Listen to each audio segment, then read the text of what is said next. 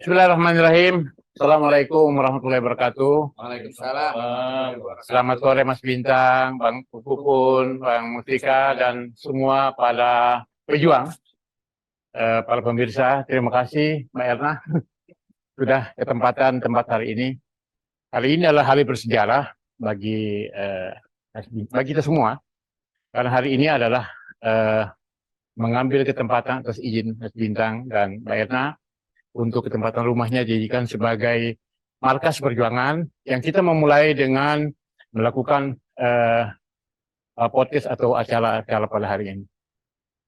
Siang ini hadir di tengah kita semua Profesor Dr. Si Bintang Pamungkas, tidak asing lagi. Beliau ini dikenal sebagai oposan abadi. Enak aja. Ya, itu kaosnya saja sudah seperti itu. Dari mulai peristiwa Dresden Jerman, ya kan, kemudian mengirim surat kepada Pak Harto waktu itu, surat ucapan selamat kepada Pak Harto minta mundur, ya kan, lalu kemudian di Jerman, lalu kemudian sampai hari ini beliau tetap konsisten untuk berjuang melakukan perbaikan, membawa negeri ini agar supaya tidak mencong, agar supaya jalan negeri ini menuju sesuai dengan cita-cita para pendiri bangsa. Jadi sore hari ini sebagai pengantar awal, tapi sebelumnya saya mohon maaf, ya kan, kepada semua narasumber dan semua pemirsa di Nusantara semuanya. Kami ada terlambat sedikit karena kendala teknis, jadi mohon kalau dimaafkan, dan insya Allah mudah-mudahan kesempatan berikutnya kami tidak akan mengulangi lagi, ya kan. Nah, sore hari ini mengantar pembicaraan atau diskusi ringan, ya, santai Mas Bintang. Sore hari ini barangkali kita akan membuat 3 sesi acara, pengantar oleh saudara Profesor Si Bintang Pamungkas, kemudian ada sedikit ya komentar-komentar teman-teman di studio, Bang Pupun dan Bang Mustika. Lalu kemudian setelah itu kita masuk kepada narasumber. Narasumber itu diantaranya ada Bang Hatta Taliwang, ada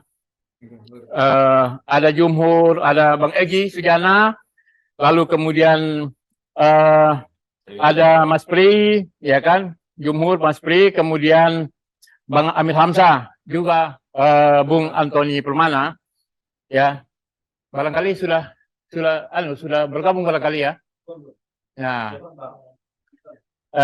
Antoni Permana, kemudian Egi Sujana, Jumhur Hidayat, ya kan, Mas Pri Handoyo Kuswanto, lalu kemudian Bang Hatta Taliwang. Ya, MHT. Ya, barangkali sembari menunggu mereka akan bergabung dalam acara bincang sore kita hari ini, saya mempersilakan Prof. Sri Bintang Pamungkas untuk memberikan pengantar diskusi. Diskusi kita ini bukan diskusi seperti biasanya. Ini adalah diskusi pergerakan, diskusi menuju kepada people power.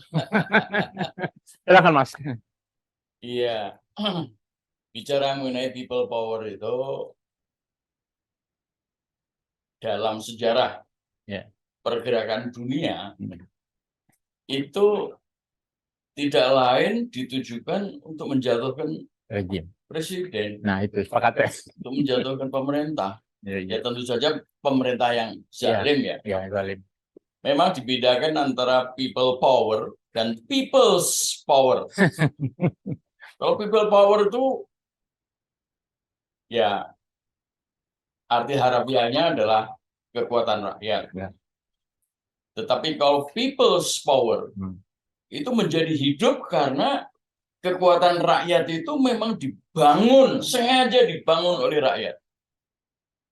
Nah, istilah people's power, ya pakai S ya. Yang pertama kali itu, sepanjang pengetahuan saya, itu melawan Presiden Marcos di Filipina. Ya, betul. Jadi, akhirnya Presiden Marcos jatuh.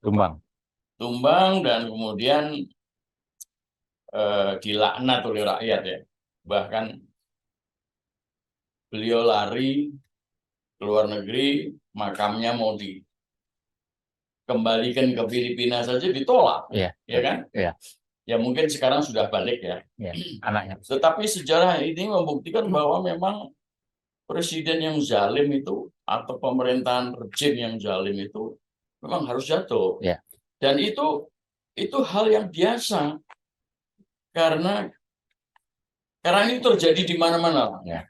Nah, ada yang mengistilahkan dengan impeachment. Ya. Ya. Kita tahu bahwa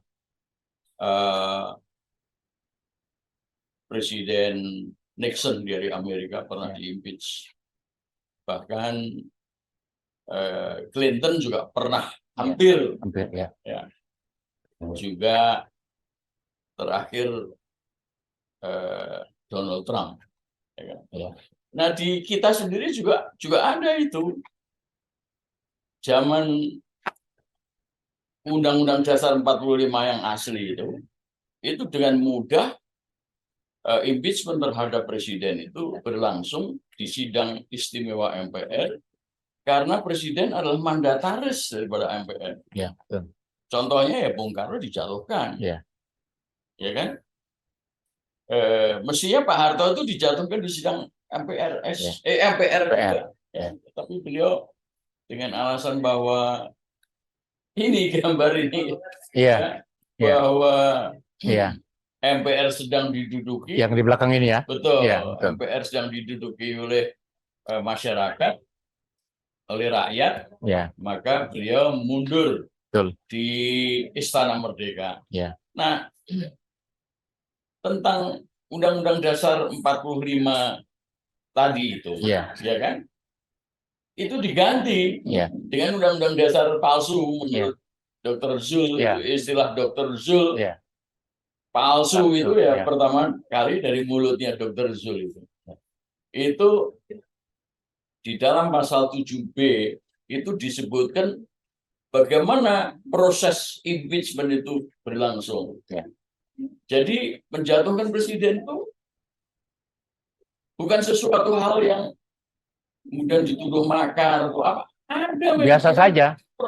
Biasa saja gitu kan. Yang zalim ya dijatuhkan. Yang zalim ya tumbang. Undang-undang dasar ya dijatuhkan. Dan jangan bertahan. Betul. Dan itu Undang-Undang Dasar palsu itu meskipun palsu ya. Dia menuliskan itu di pasal 7B itu. Nah,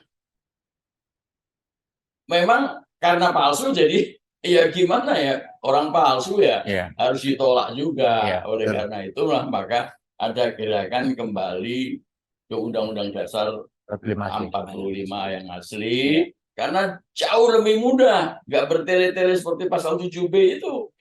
Cukup sidang istimewa MPR di situ membuktikan bahwa presiden telah berbuat zalim, berbuat bohong, melanggar undang-undang dasar, programnya nggak benar, rakyat tetap melarat, ya dijatuhkan. Nah kalau sidang korupsi, kalau sidang istimewa itu bermufakat untuk menyatakan pendapatnya ini harus dijatuhkan, ya jatuh dia.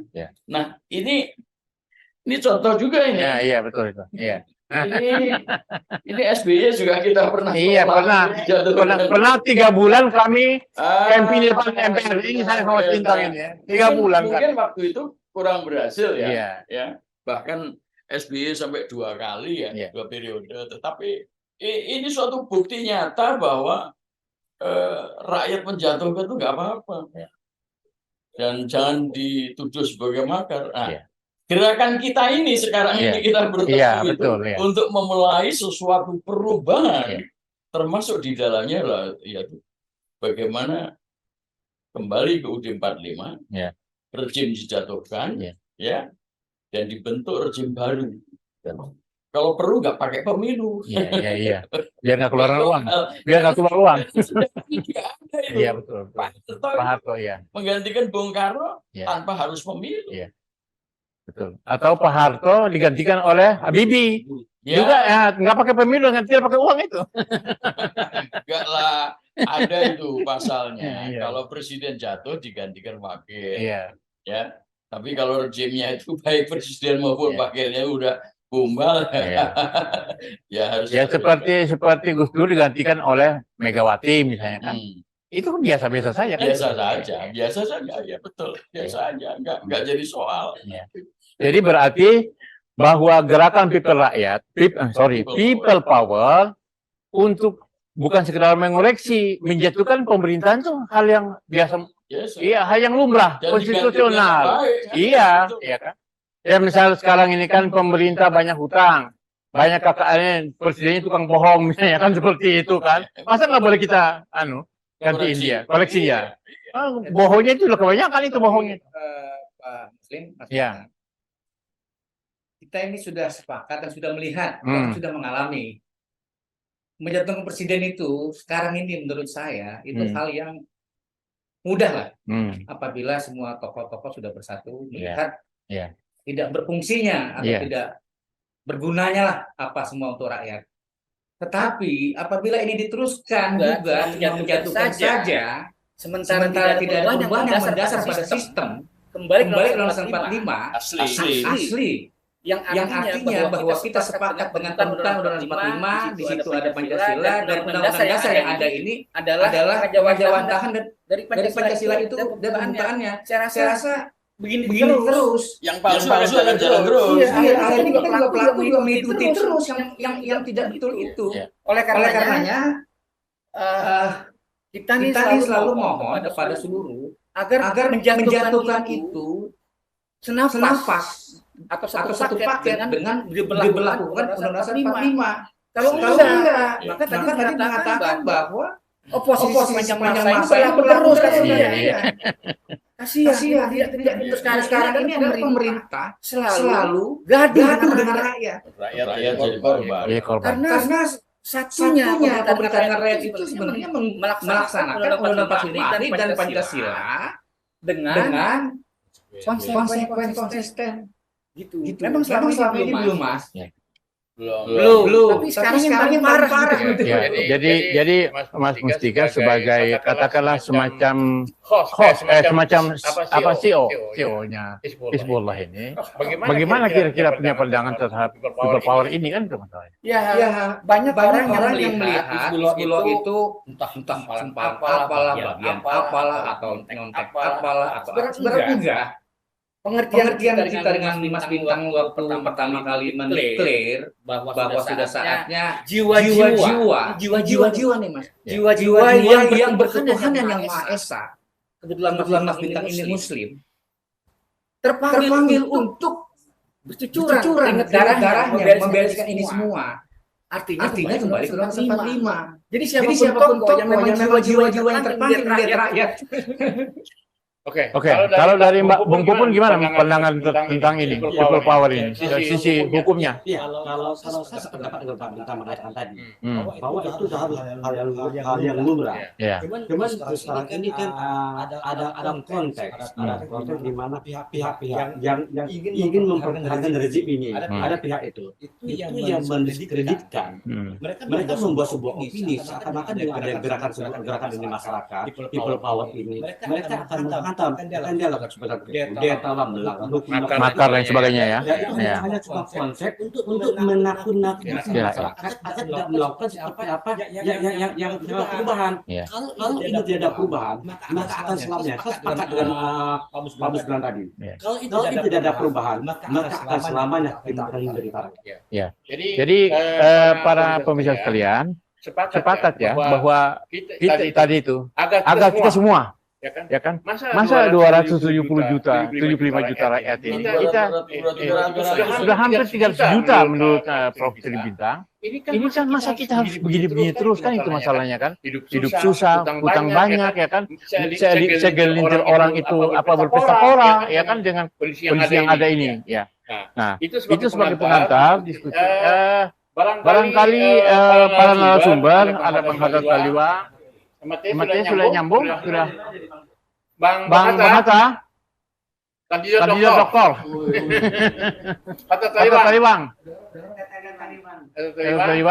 Atau saya menyapa lagi Bung Jumbo Hidayat.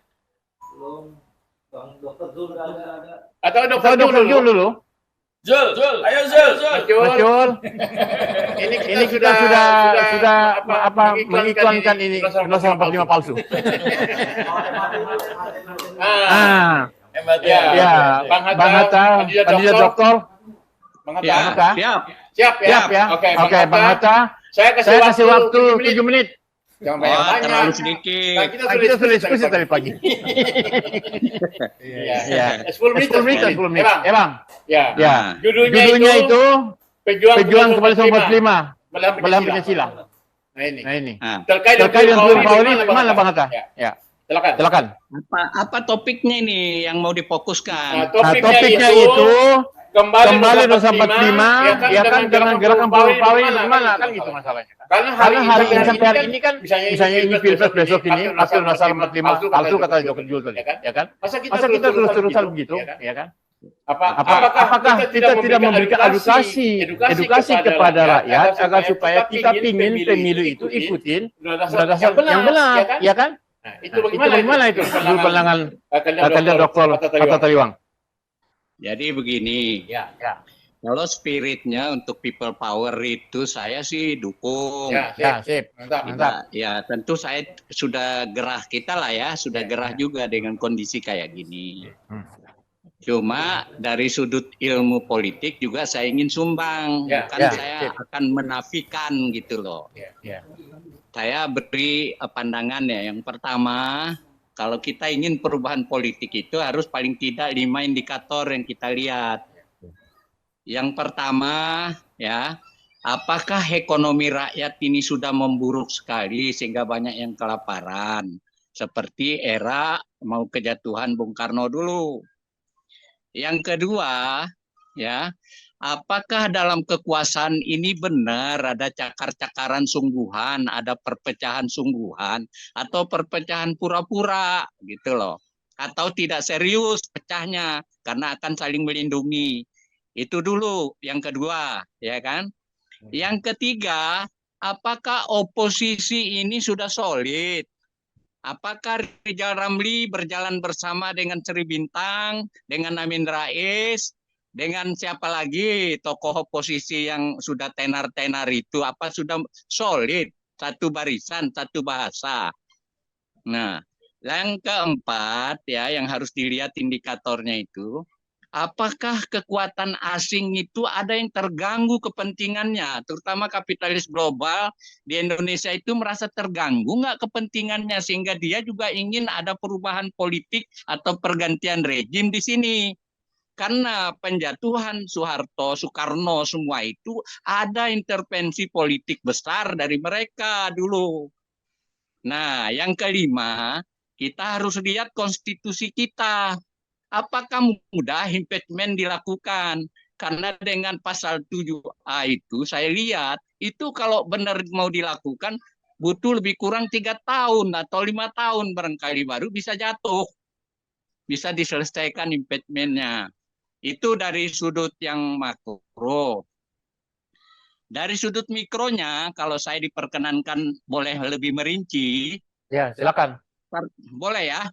Boleh. Yang pertama, pernah saya sampaikan juga di Anu 49 ini, saya pernah sampaikan bahwa sejak era digital informasi ini, kita sulit fokus. Baru isu 349 datang, sudah datang isu lain lagi. Sehingga Muslim mau konsolidasi urusan 349T, baru mau ide, udah datang ditimbun oleh isu lain. Jadi akhirnya malas si Muslim Arbi ini mengkonsolidasi yang mau ribut-ribut 349. Banyak sekali yang bisa menimbun. Bukan sengaja atau disengaja, tetapi itulah situasi yang kita hadapi realitasnya. Sulit fokus, itu yang pertama. Yang kedua, masyarakat ini banyak yang sudah jenuh dengan kegaduhan segala. Jadi akhirnya mereka apatis, mereka sudah lelah. Banyak masalah yang disodorkan ke publik, tetapi tidak ada solusi. Akhirnya mereka jenuh ya, biarin aja lah. Sebentar aja ya, dia tersentuh batinnya kalau lihat ada peristiwa-peristiwa uang yang dikorupsi segala, sebentar aja. Sesudah itu karena dia lelah, sudah dibiarin aja berlalu. Itu psikologinya. Yang ketiga, ada perasaan sekarang tiap orang merasa jadi tokoh. Jadi akibatnya tidak ada yang mau ikut yang lain karena sudah merasa pintar, diberi pintar oleh alat digital ini. Jadi mereka ngapain gua manut-manut sama Muslim? Gua juga bisa kok katanya. Ngapain saya manut sama Amin Rais? Emang dia siapa? Gua juga lebih pintar dari Amin Rais. Kira-kira begitu. Jadi tidak ada lagi yang punya magnet untuk menarik orang-orang itu untuk bergerak gitu loh. Yang keempat, sekarang ini era digital ini bikin nilai-nilai dan ideologi yang diperjuangkan itu kabur. Karena semua nilai-nilai berjuang masing-masing. Ada khilafah ingin berjuang sendiri, ada komunis ingin berjuang sendiri, ya kan? Ada kaum liberal ingin berjuang sendiri. Akhirnya ngomong Pancasila sering nggak dianggap. Apaan sih itu katanya. Nah ini akhirnya susah mencari tokoh figur sentral untuk melakukan perubahan itu karena tidak ada penggerak ideologi yang dipanuti. Gitu. Yang kelima, ya, itu tadi tak ada kesepakatan yang disepakati bersama. Ada yang ingin kembali ke UUD 45, ada yang ingin transisi, pemerintahan transisi, ada yang kepengen kudeta, ada yang kepingin revolusi, ada yang kepingin people power, ada yang kepingin tambah jabatan, ada yang kepingin apa lagi mengamandemen supaya jabatan 3 periode dan sebagainya. Jadi semua tidak bisa terkonsolidasi karena banyak ragam ide yang ingin diperjuangkan. Yang keenam masalah lainnya adalah terlalu banyak itu. iya, biar kalau lebih dari 5 orang lupa. Oh, enggak penting lupanya Pak, yang penting diingat aja beberapa poinnya. Gitu. Ya, ingat. Gak apa-apa, habis yang 6. Kita ini ya, yang keenam itu media massa utama kan milik para cukong. Jadi Muslim Arbi nggak bisa jadi tokoh atau ditokohkan oleh media itu. Karena media itu bukan milik Muslim, TV One, TV Metro, TV apa. Jadi yang boleh muncul jadi tokoh itu hanya Ali Ngabalin, Ruhut Sitompul. Jadi bagaimana kau akan dipatuhi oleh masyarakat luas kalau kau nggak dikenal publik luas? Ya kan? Kau harus terkenal dulu baru didengar orang. Kalau kau nggak pernah masuk TV, bagaimana kau didengar? Hanya dikenal di media online. Ya kan? Nah, boleh saya tinggal 6 poin lah ini biar selesai. Ya, cukup. Hah? Cukup? Ya. Cukup? Ya, terima kasih. Ya, jadi terima kasih. Nanti Bang Hatta punya pengantar ini. Bagi kami, ini satu masukan, evaluasi, dan kritikan. Ya kan? Iya. Saya kira ini faktual. Sehingga ini kan hari ini kan kita Zoom. Nanti kita akan bicara lebih tajam lagi dalam kondisi yang lain, ya kan? Karena ini nanti hal-hal yang spesifik, saya kira itu, ya kan? Karena ini sudah bicara dari Solo kemarin, di Jogja, Jawa Timur, orang sudah berteriak people power itu. Nah, iya. Jadi nanti kita akan ketemu dalam forum terbatas, emang ya? Ya, terima kasih. Oke. Jadi saya sudah boleh keluar grup ya? Jangan dulu, nanti kalau orang minta pertanyaan gimana, Bang? Oh, gitu ya. Jangan dulu keluar. Penting ya. Dengar, Nanti kan mereka ingin ulasan. Ini kan ada sesi tanya jawab, Bang. Itu, ya. Ya. Oke. Ya. Nanti jadi jangan dianggap saya anti people power, enggak. Cuma saya kasih pencerahan aja, gitu loh. Ya, biar tidak salah baca keadaan, jangan sampai nembak peluru air gitu loh, itu aja. Ya, terima kasih Bang Hatta Tariwang, kandidat doktor kita, ya kan, juga salah satu tokoh pergerakan, ya kan, yang sudah memberikan kita, hitungan saya 5 tambah 6 dari 11 poin. Insya saya sudah punya rekaman catatan satu persatu. Selanjutnya, Bang Egy Sujana. Sudah gabung belum, Egy Sujana? Bang Egy, kemarin kami baru pulang dari Solo tuh kemarin tuh, masalah urusan ijazah palsu, Bambang Tri. Atau yang sudah Pak Pri ya, yang sudah siap, Mas Pri? Iya kabarnya Mas? Saya iki nang Surabaya. Mas Pri, mic-nya, Mas Pri? Ada di Jogja dia. Juga. Atau Mas Dr. Jul, Mas Jul cerita dulu itu nasal 45 palsu bagaimana ceritanya? Itu kan deklarator nasal 45 palsu itu. Kalau saya kan nasal 45 udah nasal 2002. Kalau Mas Jul kan palsu kan gitu ya. Jul. Suara saya didengar nggak? Suara saya. Oh dengar, sampean didengar banget. Mas silakan Mas. Cuma kok wajah saya jadi wajah orang lain. Assalamualaikum. Assalamualaikum. Wajah Tuan Cia. Nah, ini baru wajah saya. Ya, sip. Tambah ganteng sampean Mas. Ya, ya. Assalamualaikum. Waalaikumsalam. Saya baru semalam. Assalamualaikum warahmatullahi wabarakatuh. Halo, suara saya didengar? Ya. Mic-nya diikat di sini aja, jangan di mulut. Sini aja ke bawah. Supaya jangan kelihatan. Ya. Ya. Cuma saya nggak tahu ada wajah yang nggak saya kenal gitu loh di HP saya. Tadi sempat benerin kopia tapi sampai sekarang nggak hilang-hilang di wajah ini. Nggak diem, nggak tahu saya apa ini ada yang masuk Mas.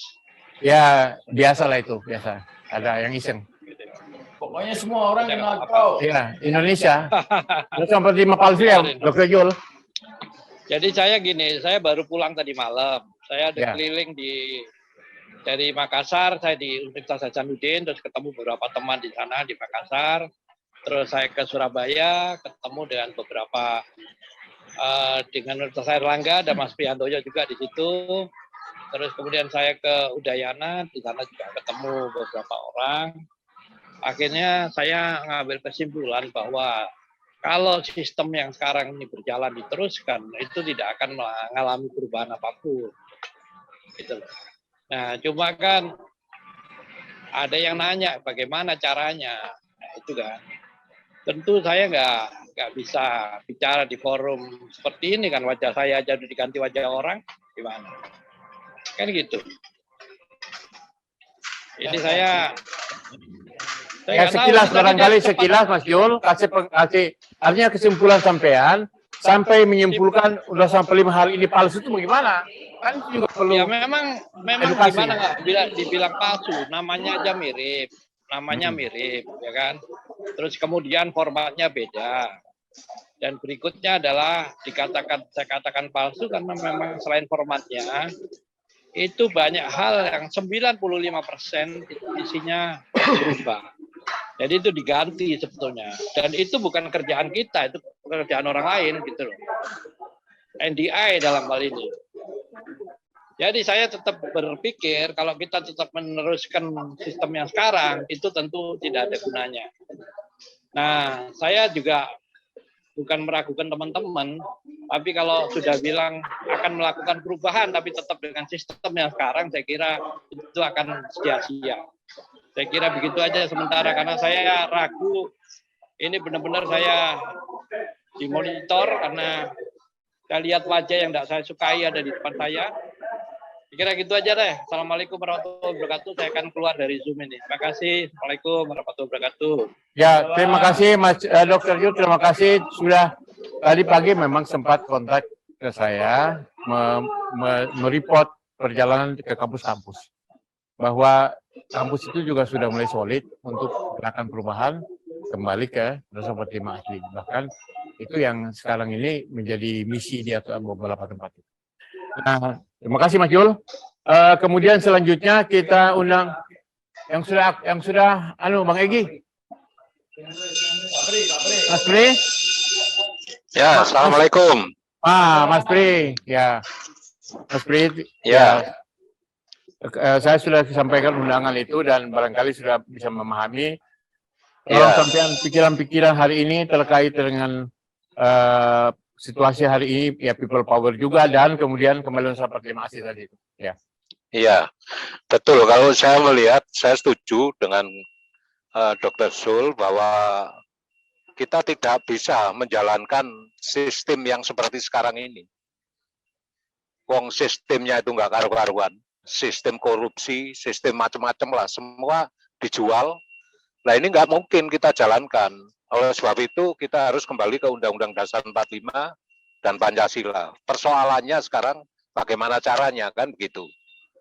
Lah dalam forum ini kan kita sudah mensepakati adanya people power.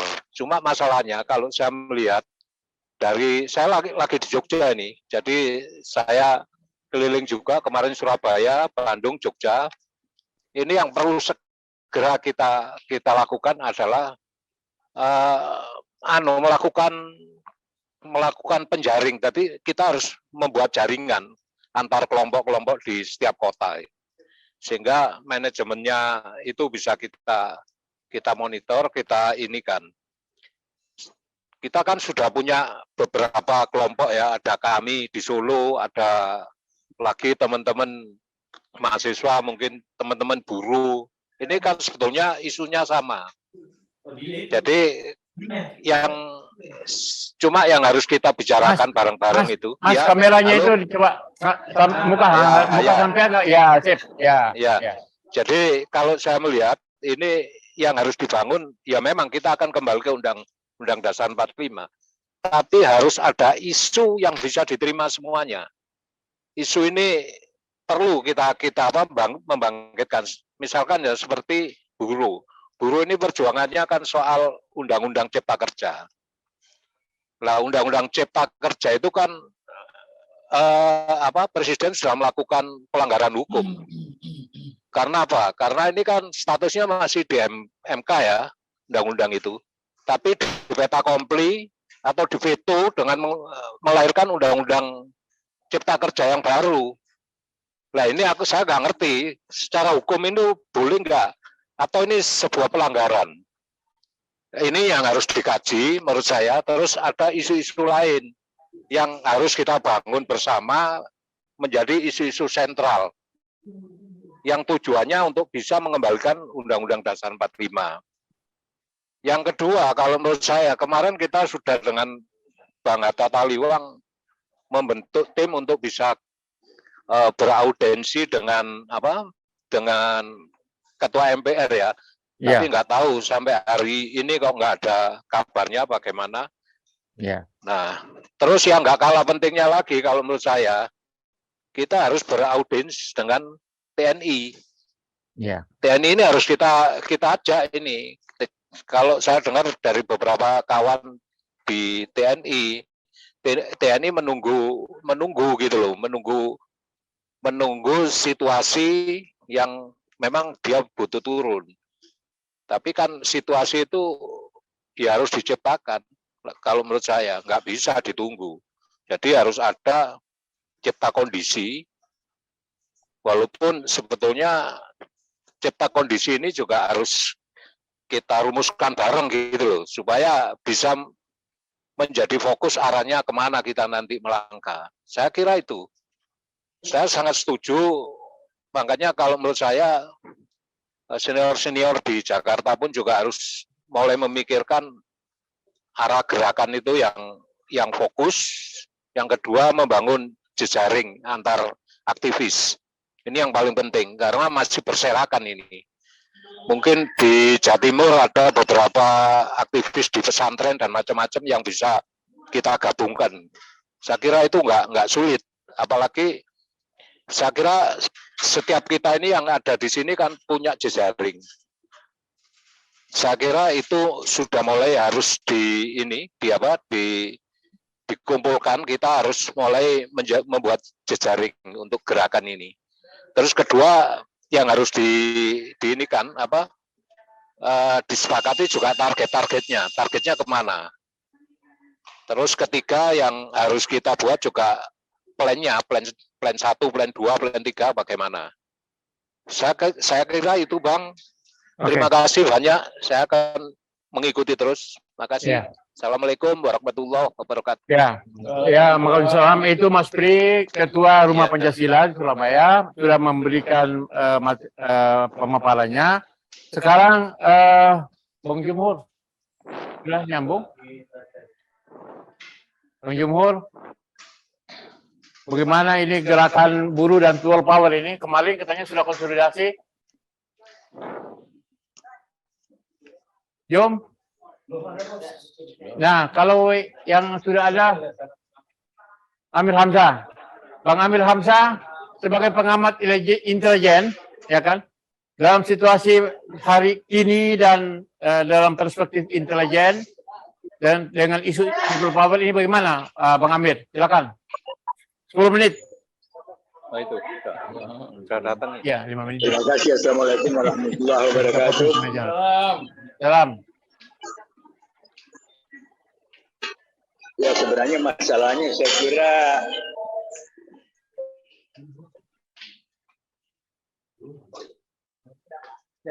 susah-susah gampang. Pertama, kita semua sebenarnya sudah sepakat untuk kembali ke Undang-Undang Dasar 45 asli yang ditetapkan pada tanggal 11 Agustus 1945.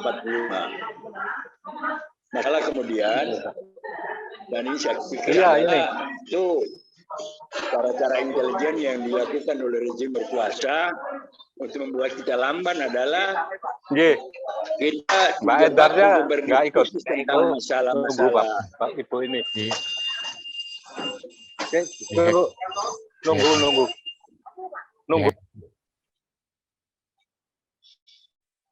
Halo. Ya, silakan Bang. Lanjut aja. Lanjut. Yang pertama adalah kita terjebak mendiskusikan hal-hal yang sebenarnya lebih bersifat sepele atau masalah-masalah teknis sehingga kita mengabaikan untuk menetapkan sebuah cara yang betul fokus untuk mendukung tuntutannya kembali ke Undang-Undang Dasar 45 itu. Nah, kemudian saya lihat adalah kadang-kadang kita terjebak yang kita lakukan ini atau institusi yang kita katakan sekarang Hizbullah misalnya, pertanyaannya adalah Hizbullah ini adalah sebuah organisasi atau sebuah gerakan. Sebab ada beda antara organisasi yang akan melaksanakan satu kepentingan dan gerakan untuk mensukseskan sebuah kepentingan. Nah, oleh karena itu, karena kita tidak bisa membedakan antara kita lakukan ini adalah cara-cara berorganisasi atau cara-cara melakukan gerakan, maka gampang secara intelijen kita dijebak oleh sang kuasa untuk melemahkan kekuatan kita. Nah, lalu kita lihat bahwa sekarang ini konsensus kita kembali ke Undang-Undang Dasar 45 asli itu hanya merupakan sebuah modus vivendi, baru kesepakatan sementara. Sehingga karena dia baru bersifat modus vivendi, maka sulit juga untuk menetapkan modus operandinya. Oleh karena itu, sudah saatnya, seperti tadi dikasih ingin menegaskan apa yang disampaikan oleh Bung Hatta Taliwang dan Pak Prihandoyo tadi, serta Dr. Zul adalah bagaimana kita menetapkan satu kesepakatan bahwa kita fokus untuk kembali ke Undang-Undang Dasar 45, lalu kita melepaskan diri untuk tidak terjebak dalam isu-isu lain. Masalah-masalah lain kita ambil hanya sebagai unsur penguatan untuk mendukung usaha kita kembali ke Undang-Undang Dasar 45. Karena apa? Kalau kita merujuk kepada Undang-Undang Dasar yang berlaku sekarang, maka sangat sulit. Karena DPR, MPR, DPD, dan lain-lain sebagainya, itu sudah merupakan bagian dari rezim oligarki yang ada. Nah, kemudian jangan kita lupa bahwa apapun yang akan kita lakukan, kalau militer tidak mendukung, maka ini akan sia-sia. Nah, ada indikasi seperti misalnya yang dicuatkan oleh Panglima Siliwangi. Kemudian kalau saya tidak salah ingat, mungkin juga didukung oleh Panglima Bukit Barisan dan didukung juga oleh Diponegoro. Tetapi masalahnya kita tahu bahwa kondisi militer kita saat ini itu sangat miskin logistik. Karena semua sumber-sumber logistik yang menyangkut kedaulatan negara itu sekarang itu lebih diberikan oleh oligarki ini kepada kepolisian ketimbang kepada TNI. Kita bisa bedakan kenapa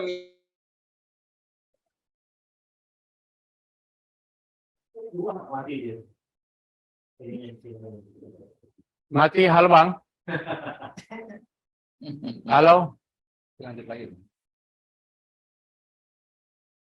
Kita ganti, barangkali ada gangguan teknis dari Bang Amir Hamzah tadi. Ke Bang Egy Sujana. Perlunya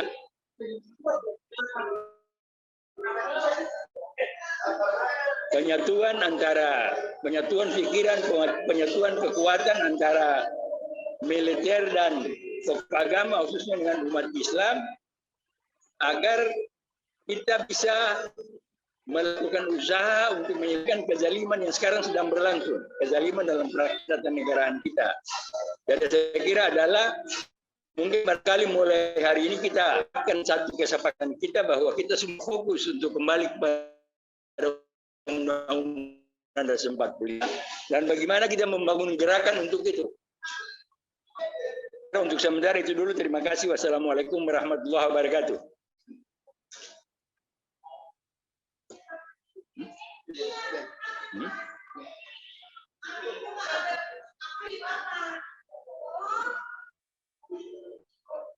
Halo. TNI, ya kan, dan kepolisian yang lebih banyak, menurut versi beliau itu lebih banyak anggaran ini kepada polisi. Ya, ini oligarki lebih banyak kasih uang kepada polisi. Nah, ini kan berbahaya juga kan gitu dia. Nah, jadi seakan-akan ini mereka ini kekuatan yang di atas negara, ya kan, negara di bawah kekuasaan mereka. Nah, kita dulu aja. Barangkali ini kita break dulu untuk narasumber, kita kembali ke studio dulu untuk meminta tanggapan ya dari pembicara tadi. Pertama, bagaimana pandangan Prof. Sri Bintang Pamungkas sebagai motor dari Hizbullah ini menanggapi pikiran-pikiran tadi itu dan dengan persoalan people power hari ini. Ya, terima kasih. Apa yang disampaikan oleh Saudara Hatta Taliban mungkin dari sisi pandangan beliau itu adalah faktual, ya. Tetapi apabila ini disebarluaskan, maka perubahan tidak mungkin akan terjadi. Jadi pandangan Pak Hatta Taliban itu mungkin bagus itu kalau dikemukakan untuk Forum terbatas. disertasinya, ya. Atau dalam forum terbatas. Betul, Ya. betul, ya. Itu sangat akademik lah. Apalagi kalau disertai dengan hasil penelitian. Betul. Tetapi untuk sebuah pergerakan yang mau melakukan perubahan Ya. itu fatalistik. Nah, Ya, jadi terlampau banyak pertimbangan sehingga nggak akan terjadi. nggak jalan. Ya, nggak jalan. Nah, sebetulnya pikiran perubahan itu tidak perlu seluruh rakyat Indonesia. Cukup bedanya itu Jakarta aja. Jadi kalau beberapa pendapat orang-orang Jakarta sudah cukup mewakili Indonesia, bahwa rakyat itu menderita lahir dan batin dan sudah tidak mempunyai harapan apapun terhadap rejim yang berkuasa, ya sudah, jadikan saja. Jadi banyak terjadi situasi revolusioner yang menumbangkan rejim, ya. Itu bahkan tidak disertai dengan people power. Cukup dengan beberapa kolonel saja, seperti Saddam Hussein atau Gaddafi, ya. Itu pemerintah zalim tumbang, ya. Jadi nggak terlalu banyak pertimbangan, atau yang paling utama adalah bahwa apabila si penggerak revolusi sudah yakin bahwa terjadi rakyat itu yang menderita lahir dan batin, bertentangan dengan cita-cita proklamasi, bertentangan dengan cita-cita kemanusiaan yang adil dan beradab, itu sudah cukup itu. Nah, jadi kalaulah kemudian terjadi, ya itu akan terjadi di Jakarta. Tadi disebut-sebut tentang ya saya sendiri yang menyebut-nyebut juga bahwa kekuasaan MPR itu adalah yang tertinggi. Jadi dialah yang bisa melakukan impeachment terhadap presiden, bahkan tanpa disertai dengan pasal-pasal atau proses apapun, ya termasuk proses pasal 7B di Undang-Undang Dasar palsu itu. Ya. Pokoknya sidang putuskan mufakat, ya bermusyawarah untuk mufakat. Pemerintah setelah melanggar berbagai perundang-undangan, termasuk melanggar Undang-Undang Dasar, sumpahnya palsu, ya udah jadi selesai, ya nggak perlu banyak macam-macam. Itu terjadi pada saat 11 Maret tahun 67. Begitu mudah, ya Soekarno yang begitu hebat dijatuhkan, ya, dan seharusnya juga Pak Harto juga bisa jatuh dengan mudah itu, ya, dan bahkan dalam kenyataannya hanya karena ditelepon sama Madeleine Albright, Menteri Luar Negerinya Amerika. Bill Clinton Amerika, Pak Harto langsung jatuh aja, ya kan? Nah ini kan satu hal yang perlu mendapat perhatian dari Saudara Hatta Taliwang, ya, bahwa nggak perlu pakai macam-macam lah, ya asal dia sudah yakin bahwa rejim ini gombal, dijatuhkan aja udah. Kalau pengalaman 98 dengan hari ini bagaimana menurut yang sebagai pelaku sejarah dalam pandangan ini persoalan people power ini? Ya memang waktu itu keadaan sudah kacau, ya, terjadinya krisis moneter yang saya kira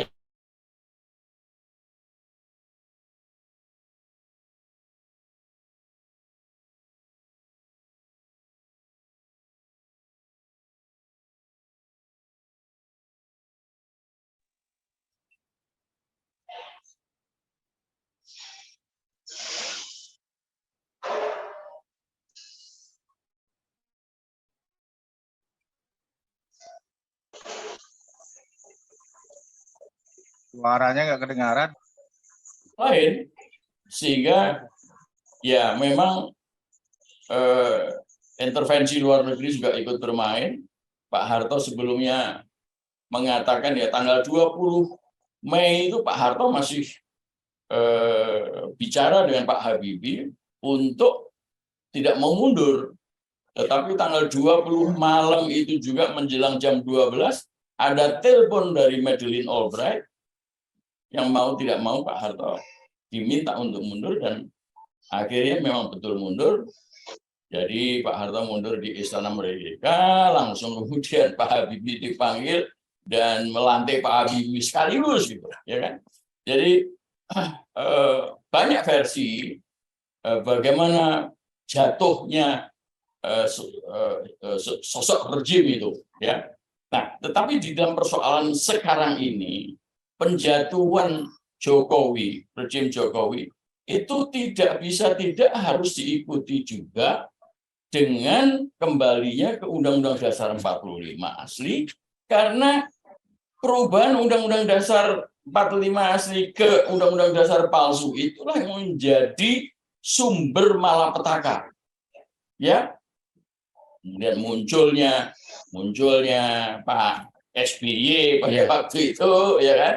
Dia adalah presiden pertama yang menggunakan Undang-Undang Dasar palsu, dan hasilnya tidak ada, ya. Oleh karena itu kita bergerak, ya, saya sama teman-teman Pandapatan Lupis dan lain-lain, ya, meskipun ditangkap, tapi kita menyatakan memang SBY sudah tidak mampu sebetulnya menjadi presiden dan memimpin republik ini. Dan banyak kekacauan yang terjadi selama 2 periodenya. Nah, yang menarik, rejim Jokowi ini agak lain sama sekali dibanding dengan presiden-presiden yang dijatuhkan sebelumnya, karena dia sengaja mengundang orang-orang asing, Cina daratan, untuk mengambil alih kedaulatan republik ini. dengan pura-pura menjadi tenaga kerja dan lain-lain, jutaan, ya, jutaan itu sudah dideklar oleh siapa wakil perdana menteri Cina, Liu Yandong, yang bicara di UI untuk mengirim 10 juta. Jadi paling enggak sekarang ini sudah 10 juta atau masih kurang sehingga Pak Jokowi minta lagi tambahan periode. Nah, ini kemudian mengakibatkan kita ini telah terjajah secara asimetris, ya, oleh apa itu namanya, langsung Republik Rakyat Cina dari daratan sana. Nah, inilah yang kemudian menjadi perhatian utama kita, menjatuhkan rejim. Tetapi sekali lagi, rejim jatuh kalau sistemnya masih sistem undang-undang dasar palsu, nggak ada gunanya. Jadi ini harus satu paket seperti tadi disampaikan oleh saudara Mustika, satu paket, dan kita bisa membentuk pemerintahan yang baru sekalipun tanpa pemilu, seperti yang pernah dilakukan oleh Pak Harto tahun 67 itu. Pak Harto naik menjadi penjabat presiden, tetapi baru ada pemilu tahun 71. Ya kan? 4 tahun sendiri.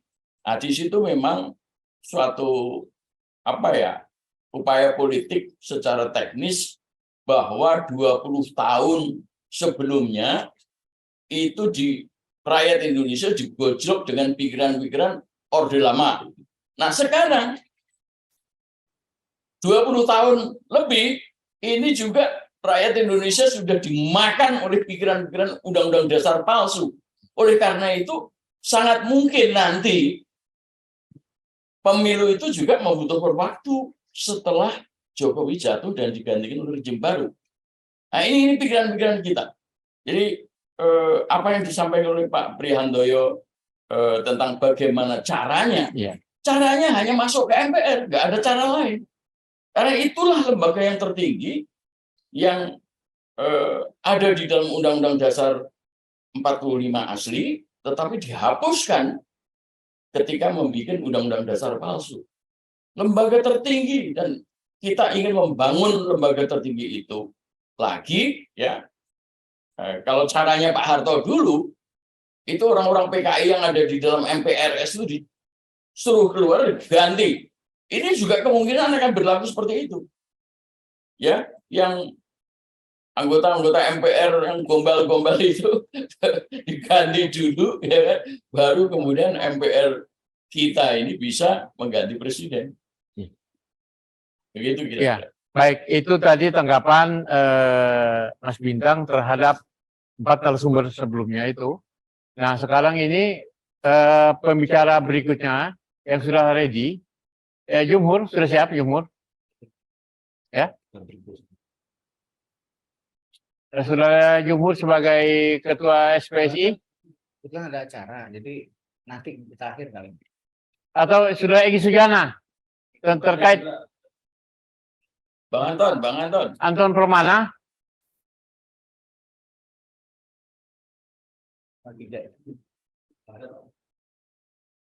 Anton Permana sudah gabung dengan kita? Sorry lagi dikit kali.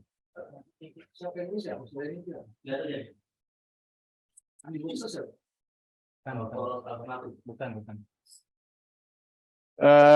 Atau penonton nggak apa-apa. Nanti kita buka sesi Andi siapa? Orang yang agenda. Ya, coba nanti kita akan list satu persatu para pelanggan atau komentator. Siap, dilanjut. Ya. Dilanjut.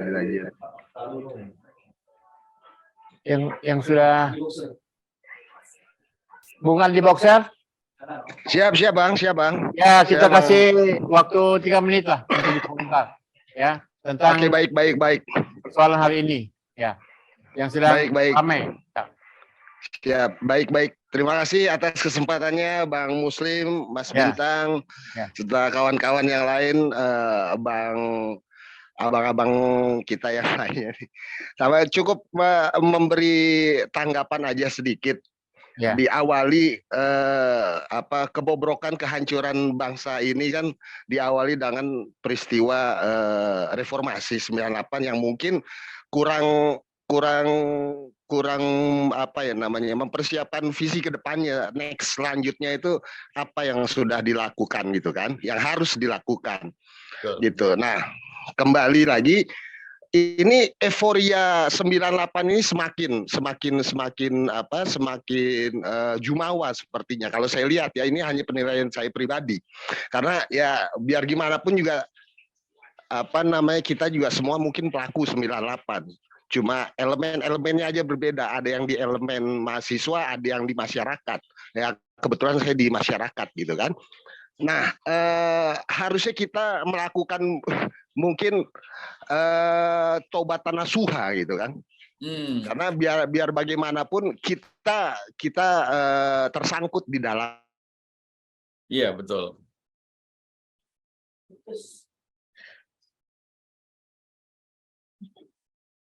Ada putusnya di sini apa di sana? Diam kita bergerak. Promosi bergerak. Ya. Ya. Halo. Ya. Sorry itu karena ada gangguan teknis, saudara Akbar, sumpamanya seperti itu. Halo, nggak ada suara ini. Lanjut Bang Andi. Oh ya, siap. Ya. Nah, jadi bagaimana sejarah mengatakan pada tahun 40-an itu rakyat melakukan rapat akbar di lapangan Ikada. Kenapa kita tidak melakukan hal itu juga? Iya.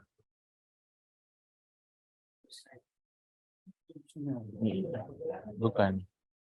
Pak Kiflan Zen sudah mau waktu itu di lapangan Banteng. Iya. Iya. Nggak ada yang datang. Ya. Bung Andi terputus itu. Atau di situ ada komen bentuk sebuah poros baru. Sebuah poros baru, yaitu poros tengah yang akhirnya mendorong Gus Dur menjadi pemimpin menggantikan Habibie saat itu. Nah, ini makanya kenapa tidak kita melakukan hal yang sama? Karena semuanya akan selalu berulang, hanya teori aja yang mereka kedepankan, gitu. Tapi menjadi teori-teori itu hanya menjadi debat, gitu, menjadi debatable di tataran di tataran elit, gitu kan. Padahal pada dasarnya prinsipnya itu teori dengan praktik itu berbanding terbalik. Itu prinsip dasar. Tapi kita melupakan dan menafikan hal-hal yang menjadi prinsip dasar itu. Begitu. Jadi akhirnya rancu semuanya. Bisa kita tilik dari calon-calon legislatif seumpamanya saat ini. Apa sih visi misi mereka untuk menjadi legislatif? Apa untuk kepentingan bangsa dan negara atau kepentingan pribadi? Dan kita dapat melihat hal itu padahal. Dengan kasat mata bahwa calon-calon legislatif saat ini bisa dikatakan mereka punya kepentingan pribadi masing-masing, bukan punya visi yang ke depan, jauh ke depan untuk bangsa dan negara. Ya maaf. Bang Andi. Bicara. Oke, Bung Andi, kita sudah 3 menit. Nanti kita akan gini lagi. Ya, oke. Terima kasih atas sumbangsinya. Terima kasih. Kami sudah mencatat sejumlah masukan-masukan yang sangat brilian pada sore hari ini. Ya, terima kasih, Bung Andi. Siap, makasih. Makasih semua. Siap. Baik, makasih. Baik, kita monitor, siap. Baik, siap. Anton mana? Ibu Wati dari aspirasi. Ini main dari tadi kan Bapak melulu nih.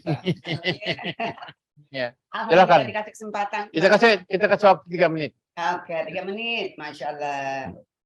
Pakai gini. Nggak usah. People power sangat kita tunggu-tunggu. Ya. Bolak-balik turun ke lapangan dari buruh, dari di Solo, dari di Jakarta, dari yang dipimpin Bang Muslim, semuanya nggak ada satupun yang bisa menggedor gedung DPR. Berangkat pagi pulang sore. Berangkat pagi pulang sore, bahkan 212 sama juga. Demo damai. Gimana demo damai bisa jatuh? Jadi kira-kira saran ini bagaimana? Saran. Justru saya menghimbau nih, ada tokoh-tokoh sini, ada Bang Muslim, ada Mas Bintang terutama, ada Bang Mustika Sani, jangan lupa. Kemarin kita tiap tanggal 1 Juni ikut menikmati hasil dari pekerjaan haram.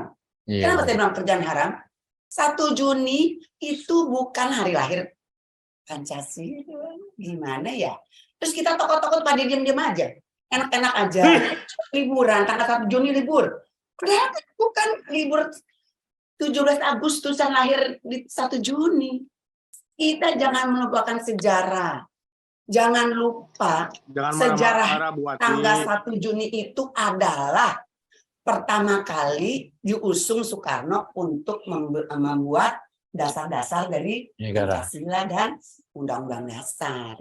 Lalu diperbarui sampai bulan Agustus, tanggal 18 Agustus 45, jadilah itu yang namanya kelahiran Pancasila. Bagaimana bisa tanggal 1 Juni jadi hari lahir Pancasila, kita diam aja? 22 Juni dulu. Iya, 22 Juni. 1 Juni, 22 Juni, Piagam Jakarta. Terus 18 Agustus. Ya itu, Mas Bintang, bagaimana kita bisa menikmati 1 Juni hasil dari barang haram kalau kita bilang. Kita nikmati itu tanpa kita sadari. Terus kita mau teriak-teriak kembali ke Undang-Undang Dasar 45 yang lama. Kita mau teriak-teriak mau kembali kepada MPR, Majelis Peruntukan Tertinggi. Enggak ada. MPR sekarang tuh enggak ada. Nggak ada nama MPR sebagai majelis tertinggi setelah amandemen. Kita balik ke Undang-Undang 45. Artinya balik ke Undang-Undang 45, Bang Muslim, kita juga harus menggaungkan bahwa tanggal 1 Juni, harus kita demo juga itu. Tanggal 1 Juni bukan hari lahir Pancasila. Kalau kita tidak meluruskan sejarah, semua nanti anak cucu kita akan tetap sama berpikir bahwa 1 Juni adalah hari kelahiran Pancasila. Itu komentar saya. Ya, baik. 1 Juni itu hari kelahiran Pancasila, padahal Bung Karno berpidato di depan BPKI itu berbeda dengan hari ini. Iya, itu kan kalau tidak bersama kebangsaan ya, ketuhanan terakhir. Nah kalau sekarang kan ketuhanan pertama, itu dia.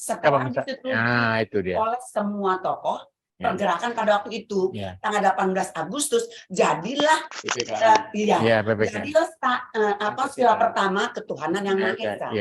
Yang apa disebutnya tadi apa tuh gotong royong segala macam.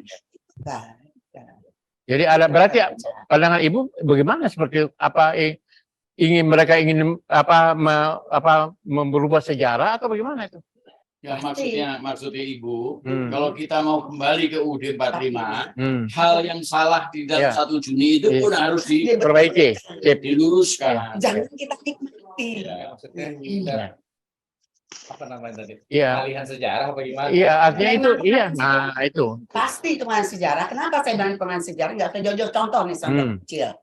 Anak-anak SMP, SD, SMP, SMA. Saya pernah jadi guru. Kemarin saya baru jadi narasumber di sekolah SMK. Saya tanya cuma satu. Kamu tahu nggak Singosari? Sejarah loh ya. Apa tuh Bun Singosari? Saya tanya lagi balik. Saya tanya itu lagi. Majapahit kamu tahu nggak? Boro-boro nggak ada ya. Bisa dibayangkan nggak? Kita dihilangkan sejarah bagaimana terbentuknya Indonesia Raya. Bayangkan dihilangkannya sejarah Mas Bintang? Ya. Pemerintahan darurat Republik Indonesia. PDR RI. Siapa? Prawira? Sarifudin Negara. Yang jadi presiden dan dia ada di Sumatera. Dia pemerintahannya itu di Prawiro, Aceh, Minangkabau, Sumatera. Gak ada yang tahu bagaimana mereka bisa tahu yang namanya pemerintahan PDRI darurat. Iya, pemerintahan darurat Justru Republik itu Bang Indonesia. Muslim, Iya. Mas Bintan dan semua. Kita paham lah bahwa perubahan Undang-Undang Dasar 45 asli kepada amandemen itu bukan kerjaan iseng-iseng. Iya. Itu pekerjaan yang sudah terencana. Awali. Iya. Betul, dengan Dari bahkan sejak awal 70 itu sudah diawali. Sudah. Saya bikin S2 saya itu melihat bagaimana undang-undang penanaman modal itu bisa dipengaruhi oleh WTO untuk merubah Undang-Undang Dasar 45. Itu sehingga pasal 33 itu masuklah mereka di sana. Karena kajian saya hukum terhadap ekonomi itu, terhadap penanaman modal. Itu jelas, saya pernah dialog sama Mas Bintang, itu katanya.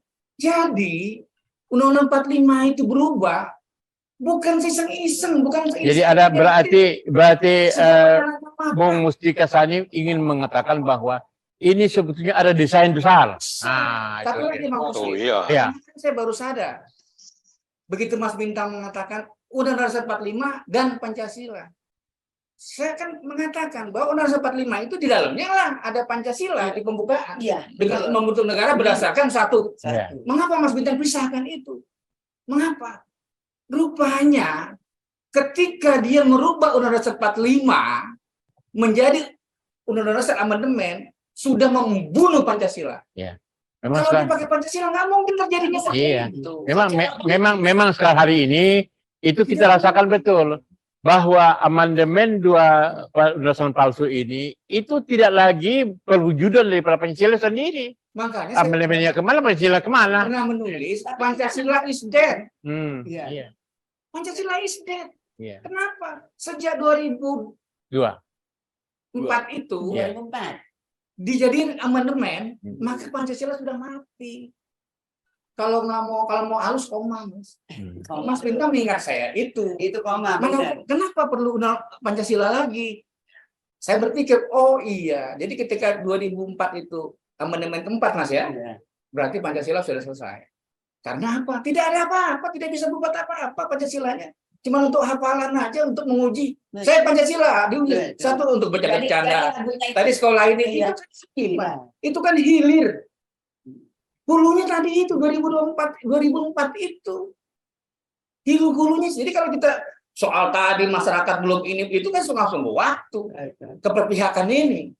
Bahwa pencurian gampang segala macam itu kan hilir-hilir. Tunggu waktu aja. Jadi Pancasila dasar negara padahal iya. Intelektual dikarunia Allah ini dan pemimpin itu untuk memprediksi. Kita udah tahu, oh ini mendung pasti hujan.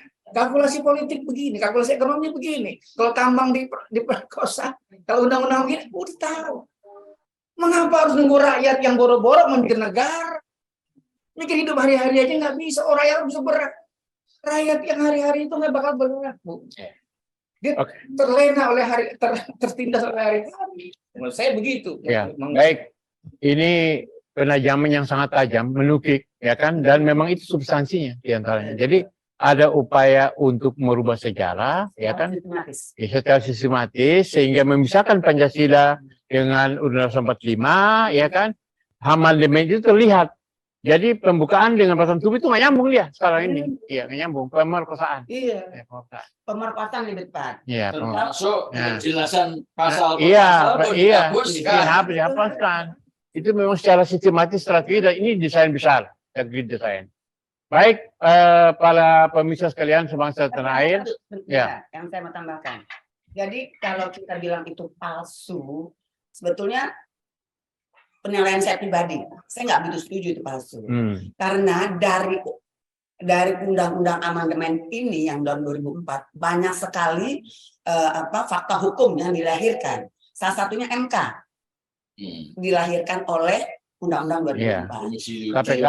KPK. Sudah 2004. KPK 2004. Sebutkan ada beberapa. Begitupun departemen yang berhubungan dengan hukum. Kayak BIN, dulu bukan BIN namanya. Jadi kalau kita bilang kita itu palsu, udah melahirkan banyak hal. Dan sudah mengetok palu, isi ini salah masuk penjara, ini benar masuk bebas nih, udah banyak sekali. Jadi kalau saya bilang yang Bang Bintang bilang diperkosa, saya setuju. Bang Muslim bilang tuh diperkosa, iya betul. Tapi kalau palsu, kita udah banyak mengajukan segala palsu itu begini. Yang itu bukan palsu tapi diganti. Yang berantakan itu ternyata disebutnya sebagai Undang-Undang Dasar 45. Itu yang disebut palsu. Iya. Jadi ibarat begini, TV ini isinya ini terus tiba pakai merek Sony. Nah itu dia kira-kira seperti itu lah. Iya, Samsung. Iya. Baik. Narasumber yang lain barangkali yang masih bisa nimbrung, bisa apa ngobrol sore santai ini. Saya coba mau meluruskan sebentar. Ya. Soal Pancasila. Silakan Mas Pri. Ya. Iya. Jadi Pancasila itu tidak pernah dilahirkan. Ya. Kalau kita mengatakan Pancasila dilahirkan, kalau itu kita diferensialkan, masa ketuhanan yang Maha Esa dilahirkan? Di mana ketahuan kita kalau gitu? Bahkan Bung Karno sendiri itu tidak pernah begitu, mengatakan begitu. Makanya kalau mau belajar Pancasila itu, bacalah kursus Pancasila Bung Karno. Itu jelas Bung Karno menjelaskan bahwa sejak dulu kala waktu nenek moyang kita itu masih animisme, itu sudah percaya kepada ketuhanan. Kemudian datanglah agama Hindu menyempurnakan, agama Buddha menyempurnakan, agama Kristen menyempurnakan, dan datang agama Islam semakin sempurna. Karena apa? Ada fardu kifayah dan macam-macam itu. Nah ini kita itu terjebak, seakan-akan Pancasila itu ada dilahirkan. Padahal Pancasila itu, Bung Karno kan ngomong digali dari kedalaman sejarah, sehingga menemukan 5 butir itu. Nah itu bukan dilahirkan Pancasila itu. Pancasila itu memang sejak dulu kala sudah ada di bangsa kita ini. Ini yang menurut saya kita tertipu oleh Kepres nomor 24 tahun 2006 yaitu tentang lahirnya Pancasila itu. Dan lucunya Kepres itu dibuat untuk konsideran undang-undang HIP, BPIP, gitu loh. Kepentingan Saya politik. kira itu yang perlu kita luruskan. Jadi kalau soal Undang-Undang Dasar 45 ini memang bukan palsu atau tidak palsu, ini diganti. Prof. Kailan sudah melakukan penelitian, ini diganti 95% kok perubahannya dan diganti. Terus kedua ya, kalau kita ngomong tidak nyambungnya pembukaan dengan batang tubuh, ya memang nggak nyambung karena uang diganti. Sebetulnya kalau kita membuka dokumennya Panitia 5 Hatta, beliau mengatakan bahwa batang tubuh itu adalah dari pembukaan sumbernya. Jadi sumbernya batang tubuh itu dari pembukaan. Jadi ada keterkaitan sebab akibat, gitu loh. Nah ini kan enggak. Sekarang kalau kita tanya hasil amandemen ini sumbernya dari mana? Bisa nggak mereka jelaskan sumbernya dari mana? Dari luar negeri. Dari asing. Dari asing. Ini. Makanya ini coba sekarang kalau kita mau merubah ke sana itu memang banyak yang harus dipersiapkan. Saya setuju dengan Mas Bintang. Ya duduk ya MPR terus kita kita pressure untuk melakukan. Bang Hatta. Ya oke. Oke, baik Bang Mas Pri, terima kasih atas komentar tambahannya. Bang Hatta ini Bang Hatta. Ya. Muslim. Ya, Bang. Ini kan tadi katanya diskusi ini mau membahas people power dan kembali ke UUD 45. Iya, siap. Nah, jadi kalau mau ngobrol ngalor ngidul begini, jadi nggak ada hasilnya. Ya, terus apa? Kira-kira kritikan abang itu apa supaya lempang kembali ke people power? Makanya sebelum saya masuk ke soal kembali ke UUD 45 itu tadi saya coba menjelaskan apa saja kendala dalam rangka people power sama dengan kina analisis penyakit. Saya belum sampai memberi obatnya, tuan-tuan sudah stop saya. Bagaimana? Ya, sekarang tambah. Kayak kasih waktu 5 menit lagi.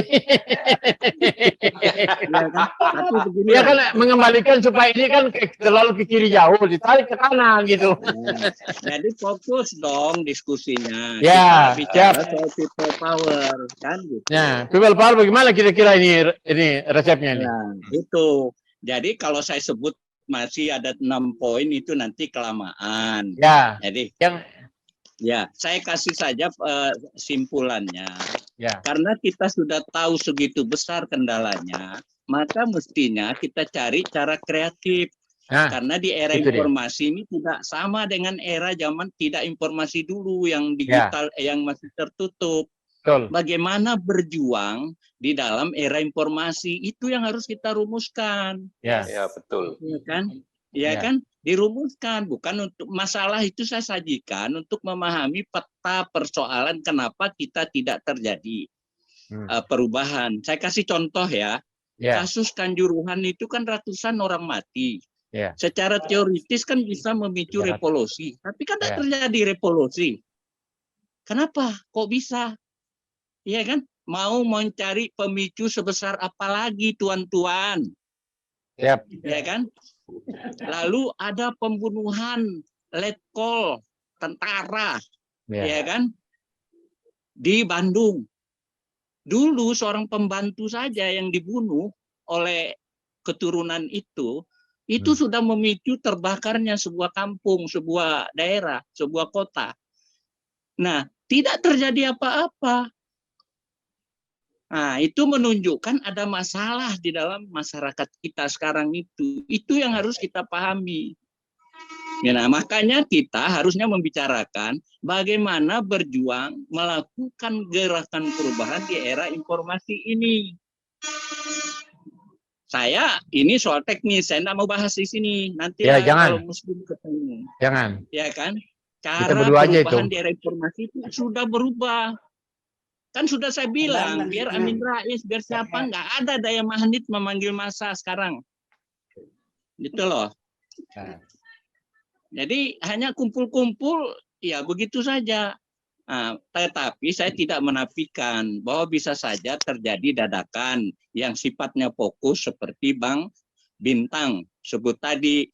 Ya cukup orang Jakarta aja yang ngepung apa? MPR misalnya. Nah, itulah yang harus diikhtiarkan bagaimana cara ngepungnya. Ada duit nggak untuk ngumpulin massa misalnya? Siap. Ya kan? Kita, estafet kita. Iya, ke situ dong. Itu itu salah satu. Tidak cuma mengepung, Bung, menduduki. Ya, apapun lah istilahnya, mau menduduki, mengepung, mau menggantung juga silakan gitu loh. Ya, tapi ya fokus. Iya. Caranya itu dibahas dengan terbatas, nggak bisa lewat begini-begini. Iya betul. Jadi ini Bang Hatta, ini sebuah catatan saja ke Bang Hatta. Saya mengikuti ada para ulama dan tokoh-tokoh kiai di Jawa Timur itu, mereka juga sudah, artinya mereka itu kan punya basis massa di pondok, ya kan, dan sebagainya. Itu sudah mereka sudah jauh tahun yang lalu itu sudah mereka mendesak supaya Jokowi mundur, ya kan. Jadi bukan hanya di Solo kemarin atau di Jogja. Nah, dan ini kan terus berjalan. Jadi barangkali forum diskusi hari ini adalah merangsang, ya kan? Merangsang gerakan ini mulai dari Aceh sampai di Papua. Betul. Ya kan? Karena ini kan NKRI. Itu loh. Nah, sekarang ini NKRI harga mati tapi jadi harga nego. Nah, kan gitu ya. Ya, Bang Hatta sebenarnya temanya kan itu ya. Gelombang perubahan. Artinya dia membesar kian lama. Nah, itu tadi. Jadi, ya kita lah. Nah, itu jadi maksud saya bahwa people power. Gelombang. Ya. Nah, jadi Bang Hatta, mohon saran, ini kan Hizbullah Indonesia ini menjadi gelombang perubahan, kan gitu dia, kan gitu loh. Nah, perubahan itu kan salah satu diantaranya melalui beberapa item itu loh kan tadi, ya kan, melalui people power, melalui revolusi, pendudukan BR dan lain sebagainya, kan gitu, ya kan. Nah, Rapat di IKADA. Iya. Atau tadi apa? Rapat IKADA, rakyat misalnya itu rapat raksasa, rakyat turun misalnya. Seperti IKADA itu yang digerakkan oleh Tan Malaka dan zaman itu, ya kan? Gimana tuh Bang? Ya, silakan aja. Kan saya bilang salah satu syarat perubahan itu adalah adanya soliditas kaum oposisi. Sip. Pegang aja ayat ini dulu, nggak usah ayat Ya. lain, soal ekonomi, soal apa nantilah. Ya. Solid aja dulu, coba Ya. kumpul para oposisan ini dan menurunkan egonya masing-masing gitu Ya. loh. Kalau masih masing-masing ego tinggi, ya susah menyatunya. Sepakat, Gitu. Bang Hatta, sepakat itu. Itu poinnya. Ya, gitu. Jadi harus ya dengan rendah hati, nggak usah lah sebut saya harus jadi presiden. Kalau bukan saya jadi presiden nggak akan beres. Laiki bagaimana mau beres? Nggak bisa begitu caranya. Karena dulu Jadi Bang Hatta, semalam juga kan perkumpulan di, kalau tidak salah, Al Jazeera. Kumpul 37 ya tokoh lah. Jenderal dan sebagainya. Lalu kemudian tadi disebutkan tadi, kalau tidak salah Bang Amir juga menyitir, bahwa ini perlakuan terlalu, apa namanya, yang polisi ini kan terlalu menjadi apa, golden boy. Sementara tentara ini menjadi bad boys. Gimana tuh? apanya Ya, bagaimana? pengamatan intelijen tadi, ini hari ini kan polisi ini kan dia anak mas, kan gitu. Tentara ini dianggap anak tiri. Gimana tuh? Sementara pernyataan Jenderal Kunto, kemudian Pangdam Bukit Barisan sama di Penegoro kan mereka sudah satu suara tuh. Bau. Jadi kan Nasi. begini, Ya. dari dulu Nasi apa? dari dulu memang strategi kaum liberalis ini. Halo. Ya, nyambung, masih dengar. Ya, silakan Bang. Ya, dari dulu strategi kaum liberalis kapitalis ini adalah bagaimana melemahkan pilar bangsa kita. Pilar utama itu adalah satu Islam ya, pasti itu karena ini yang paling bersejarah mendirikan bangsa. Pilar negara kita yang kedua itu TNI ya, kalau mau ditambah polisi monggo aja lah. Pilar yang ketiga itu adalah nasionalis sejati, bukan nasionalis gadungan. Gitu loh. 3 itu aja yang dilemahkan. Jadi Islam sudah berhasil dipojokkan sejak era CSIS ya kan, sampai hari ini ya kan. Lalu TNI berhasil setelah reformasi ini dipojokkan.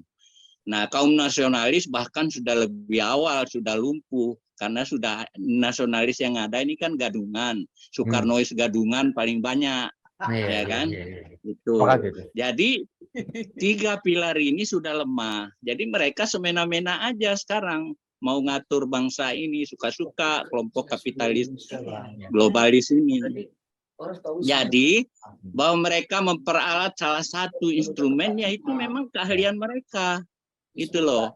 Ada yang dianak emaskan, ada yang dianak tirikan. Yang satu diangkat, yang satu diinjak.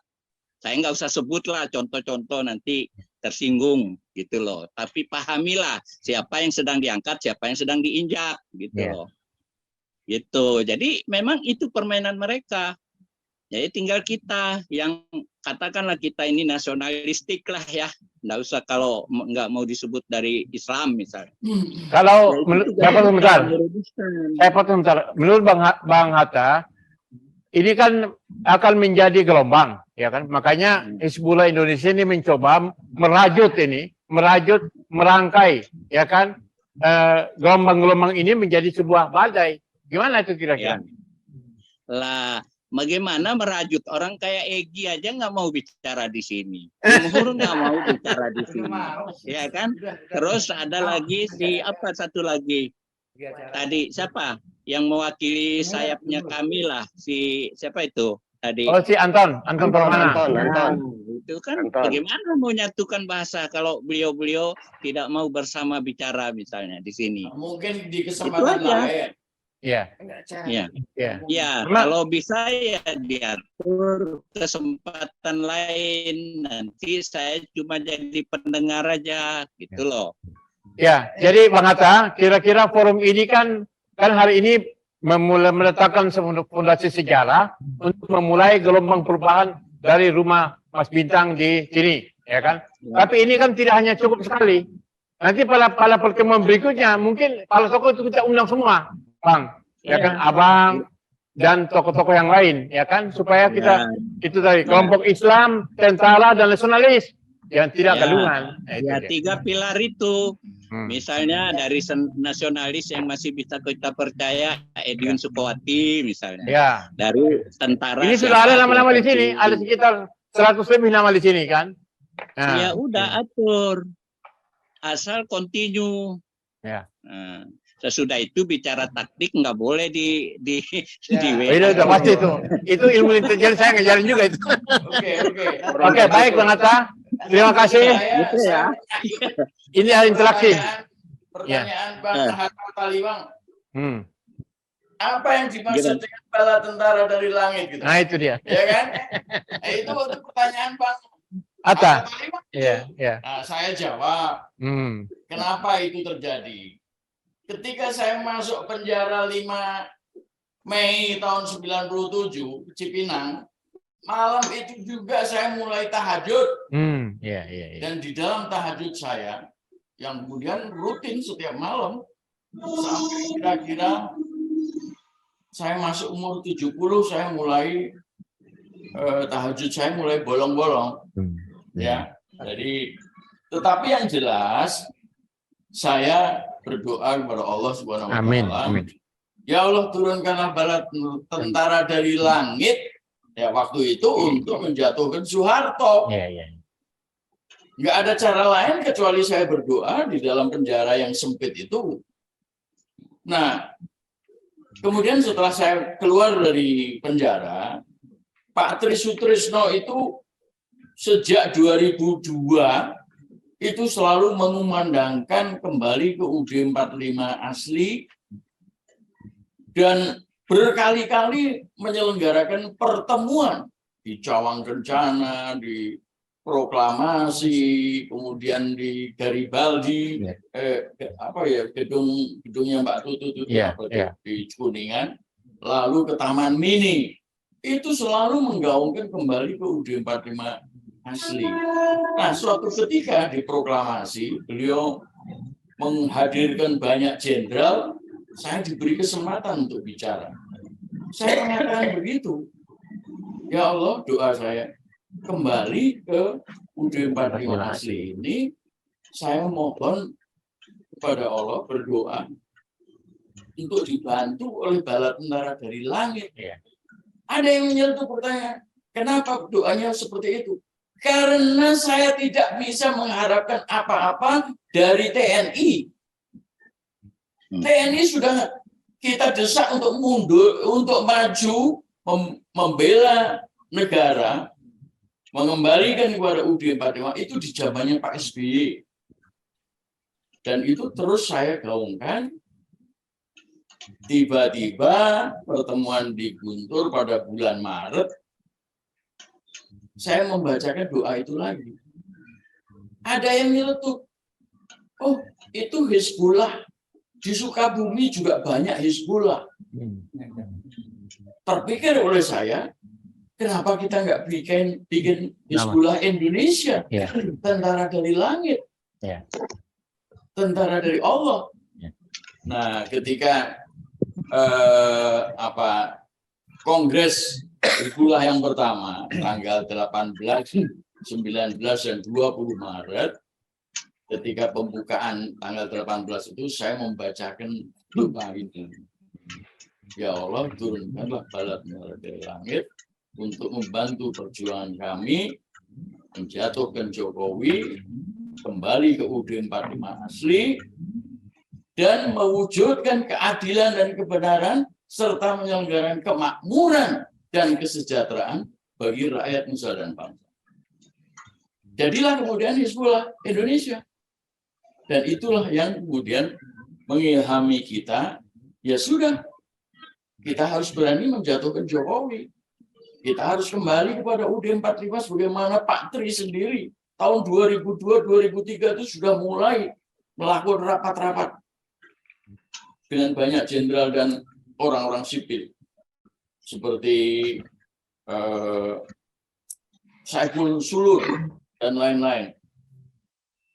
Nah, inilah kita mau mewujudkan itu. Jangan takut menjatuhkan presiden, memang sudah diatur konstitusi. Ya, diatur bahwa presiden itu mandataris MPR. Jadi kalau MPR bersidang jatuhkan Jokowi, jatuh dia, nggak ada salahnya. Nah, tapi harus kembali dulu, karena presiden adalah mandataris, dengan gampang dia bisa dijatuhkan. Nggak usah pakai pasal 7B Undang-Undang Dasar palsu itu. Itu kira-kira. Ya. Oke, Bang Hatta tadi interaksi ya tadi ya. Ya, jadi boleh tanggapi sedikit. Sedikit boleh, sedikit. Boleh. Ya. Jadi gini, saya sudah simpulkan bahwa untuk kembali ke UUD 45 itu hanya bisa lewat goro-goro. Ya. Karena dulu amandemen juga didahului dengan goro-goro. Ya kan? Lalu konstitusi Filipina berubah setelah Marcos jatuh. Konstitusi Afrika Selatan berubah setelah si Mandela naik. Konstitusi Yugoslavia berubah setelah Bros Tito jatuh. Konstitusi di Thailand berubah kalau ada kudeta. Jadi nggak ada konstitusi yang hasil seminar berubahnya. Nah itu yang harus dipikirkan. Gitu. Yap. Jadi cuma saya nggak mau bicara detail teknis lagi nih, cara goro-goronya gimana. Iya. Sama itu kalau goro-goro kayak itu Pak Permadi kan pernah bilang goro-goro juga Bang Permadi. Kalau sembuh. Jadi nggak bisa kita mau kembali itu, mana mau cukong-cukong yang sudah menikmati ini. Saya tahu caranya itu, ngempesin cukong. Kan? Mana mau dia merubah ini dengan cukongnya. Saya punya ilmu ngempesin cukong itu. Orang mereka udah poya-poya, ya kan? Ya, udah poya-poya dengan konstitusi yang kayak gini kan, ya enggak? Ya. Ayo Bang, mana dari mau? sini Bang. Kenapa? Menarik, sangat menarik ini apa pemaparan, dialog, interaksi dan suasana yang jadi kita berjuang dalam suasana yang santai, ya kan? Ya. Tapi ini mengarah kepada perubahan ini, gelombang perubahan ini. Ya. Ya. Oke. Jadi kapan hari nanti Abang Hatta siap ya kita kumpul di sini, ya kan? Ya. Kita kumpul. Karena ini hari ini Mas Bintang sudah. Tapi syaratnya semua tokoh-tokoh itu harus berhasil di lobby. Saya siap menghadirkan semuanya. Siap. Kalau enggak bisa lagi, ya susah. Memang enggak harus 100%. Ya, insya Allah biasa ada bolong-bolong dikit. Udah bagus, gitu loh. Ya. Gitu ya. Oke, baik, siap. Terima kasih Bang Hatta. Salah satu provokator. Jangan lupa disertasi Muslim kita minta supaya disertasi. Ya, betul banget. Muslim, aku ini presiden catur Indonesia, kau enggak anggap ya? Oke, terima kasih Bang. Terima kasih. Oke. Ya. Pembicara yang lain barangkali kita minta untuk Jumhur, Bung Jumhur sudah hadir bersama kita? Nah, udah tuh. Ya, cara kan dia. Oh, Bung Jumhur acara juga sedang merajut People Power juga ya? Assalamualaikum Bung Jumhur. Ya, kita minta pandangan-pandangan tentang ini, ada Prof. Bintang Pamungkas dan ibu-ibu, kawan-kawan semua di sini sedang mencoba merajut People Power ini. Bagaimana pandangan Bung dan teman-teman alumni?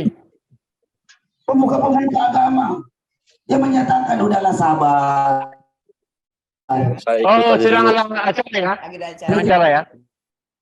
Sedang acara Bung Jumhur.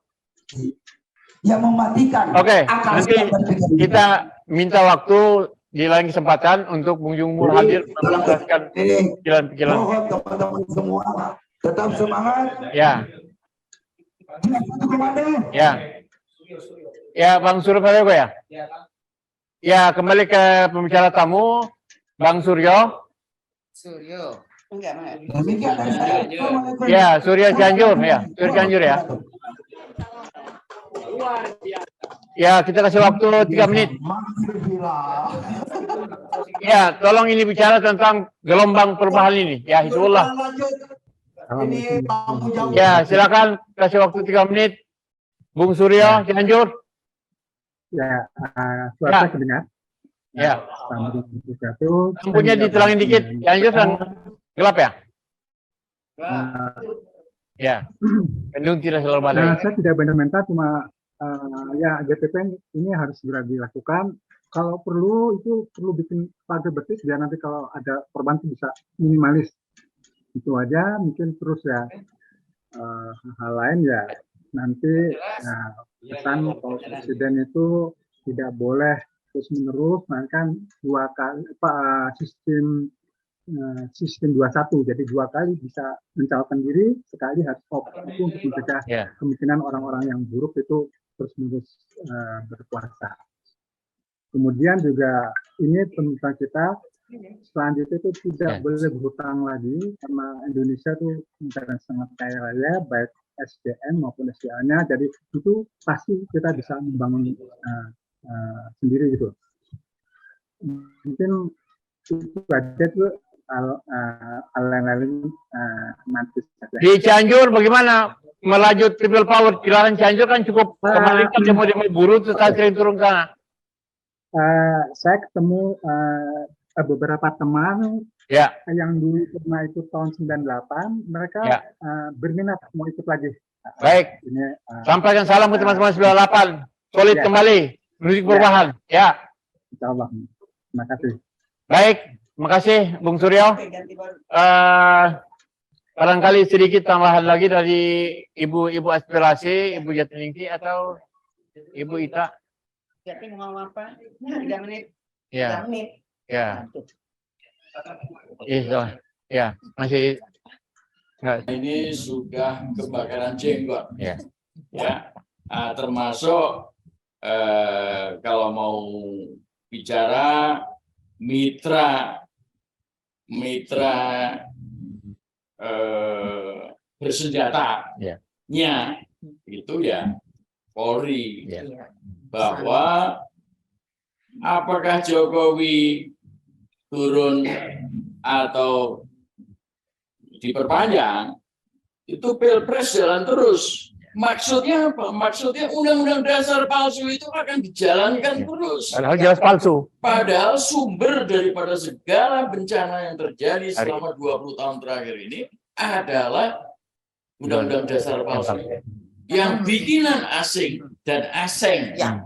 Serta pengkhianat-pengkhianat di dalam negeri. Nasionalis galungan. Kaum nasionalis galungan. Ya, jadi memang kembali ke UUD 45 asli itu memang membuat mereka kekhawatiran yang luar biasa, kebakaran jenggot, takut kalau memang terjadi gelombang reformasi, gelombang perubahan, terutama yang didengung-dengungkan oleh kita semua, yang anti kepada pemerintah. Tapi jangan sampai anti kepada pemerintah itu melupakan perubahan undang-undang dasar itu, kembali ke yang asli. Saya kira itu yang perlu disampaikan, dan mudah-mudahan ini berjalan terus ya. Zoom meeting atau rapat Zoom ini ya berkelanjutan, periodik, apakah selalu hari Kamis atau hari-hari yang lain, tetapi seminggu sekali gitu ya. Seminggu. Oh, seminggu 2 kali. Oh, sebulan 2 kali. Ya. Pak Bintang. Baik, Prof. Bintang, Ibu Wati dan Ibu Jatiningsih dan semua yang hadir di sini, juga para narasumber dan para penanggap di seluruh tanah air, sebangsa dan senegara semuanya. Hari ini kita sudah meletakkan batu pertama, ya kan, untuk gelombang perubahan. Jadi semua gumpalan-gumpalan gelombang itu di berbagai daerah, ya kan, baik itu di Sumatera, di Kalimantan, di Sulawesi, di Papua, ya, di seluruh tanah Jawa ini, kita semua menyatu, ya kan. Kita menjaga solidaritas, meninggalkan ego semuanya, juga para elit, ya kan. Juga adik-adik mahasiswa, kaum buruh, ya kan, mak-mak semuanya. Siap ya, mahasiswa. Mari kita gaungkan gelombang perubahan, ya. Dari sekarang segera dan seterusnya sampai mencapai hasil. Ya, siap untuk siap untuk bawa kompor ke Senayan. Nasi bungkus ya. Jadi para pemirsa, para semua rekan-rekan perjuangan, ya, semua senior saya yang jalan tadi semuanya, saya ucapkan terima kasih. Insya Allah malaikat tentara langit akan turun, ya kan, agar supaya rejim yang tidak mencitra itu tumbang. Ya, Allahu Akbar. Merdeka. Merdeka. Merdeka. Merdeka. Assalamualaikum warahmatullahi wabarakatuh. Ya, mohon maaf kepada Bang Egi, ya, Saudara Jumhu, Saudara Anton dan lain sebagainya. Di kesempatan kita minta supaya kita bersama-sama.